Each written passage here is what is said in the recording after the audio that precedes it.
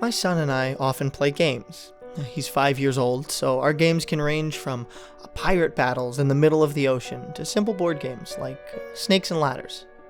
Today, we decided to play hide and seek. I counted to 50 while he went to hide in one of the 3 hiding places that he always picks.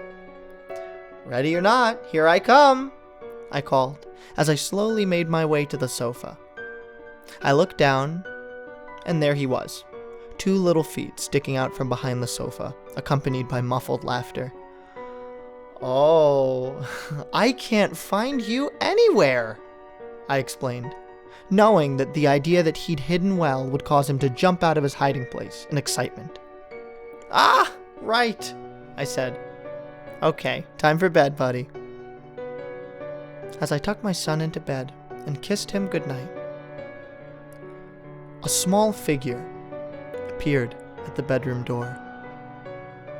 "Mommy," it whispered, "you didn't come to find me." When you are admitted to a hospital, they place on your wrist a white wristband with your name on it. But there are other different colored wristbands which symbolize other things. For example, the red wristbands are placed on dead people. There was a surgeon who worked on a night shift in a school hospital. He had just finished an operation and was on his way down to the basement. He entered the elevator, and there was just one other person there. He casually chatted with the woman while the elevator descended. When the elevator door opened, another woman was about to enter when the doctor slammed the close button and punched the button to the highest floor. Surprised, the woman reprimanded the doctor for being so rude and asked why he didn't let the other woman in. The doctor said, "That was the woman I just operated on. She died while I was doing the operation. Didn't you see the red wristband she was wearing?" The woman smiled, raised her arm, and said, "Something like this?"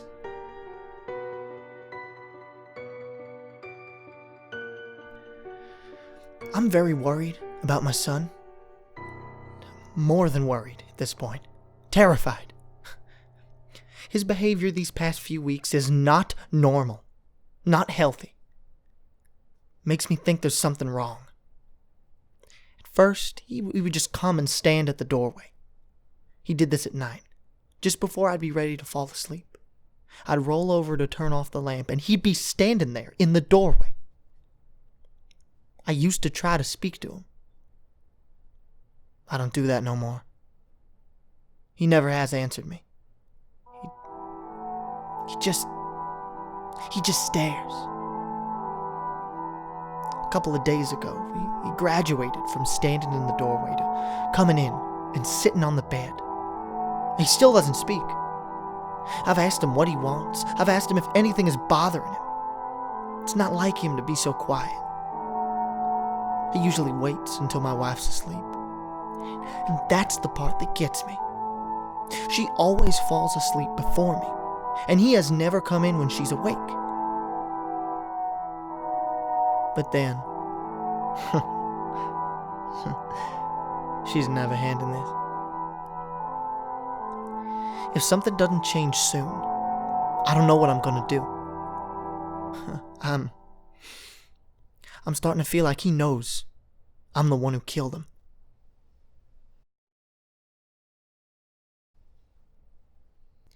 While honeymooning in Maine, my wife and I stopped in the picturesque town of Booth Bay on a particularly dreary and rainy day. Since our planned picnic was out of the question, we sought shelter in a dilapidated little antique store near the harbor. While my wife inspected the large chests and side tables near the door, I eagerly examined the antique tools and seafaring equipment inside the glass sales counter at the back. Being a collector of optics and mariner's instruments, I hoped to find a sextant, perhaps an old leather-bound telescope. A particularly interesting piece caught my eye. It appeared to be a heavy brass flashlight, bearing a worn, brown paintia, but remarkably modern in design. I asked the shopkeeper. He could only tell me it was found in the same old sailor's chest as several of the compasses and the sextant also on display. He inquired as to whether I would like to purchase it for $5, or perhaps have it for free. It's worthless to me. Nobody wants it. When I remarked about the price, he sighed wearily, then reached into the cabinet and retrieved it for me. Here, see for yourself, feller. The craftsmanship was wonderful, quite durable, and apparently handmade. Perhaps somewhere in Europe. A worn lettering indicated it might be German, or perhaps Austrian in origin. I twisted the bulb housing and a weak red beam swept out. Poking it into a dark corner of the shop, I was greeted with fantastic monotone swirls, moving and entwining with each other like a pit of eels. As I stared further into this unusual projector-like telescope, my fanciful mind invented ghoulish faces and sinuous, gnarled tendrils. Shutting the device off, I turned excitedly to the shopkeeper. Fantastic, I said. It must have an oil filter of sorts in the front of the lens. I have 2 Victorian kaleidoscopes, but none that are illuminated like this. You don't get it, do you? Nobody gets it. They all come back, return it after a while. The shopkeeper leaned on the counter, and I could see that he was breathing heavily and perspiring. They all think it's some sort of trick, till they start seeing it with the lights off. That ain't no projection, mister. That damn thing, that light, it ain't making up those creatures. It's just letting your eyes see what's already there.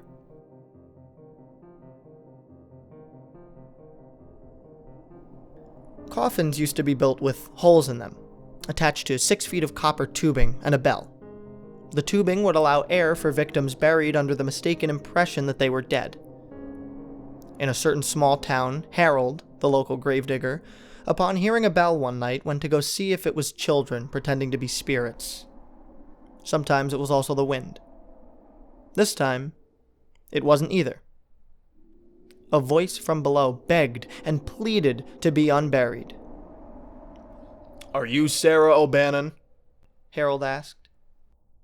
Yes, the muffled voice asserted. You were born on September 17th, 1827? Yes. Gravestone here says you died on February 20th, 1857? No.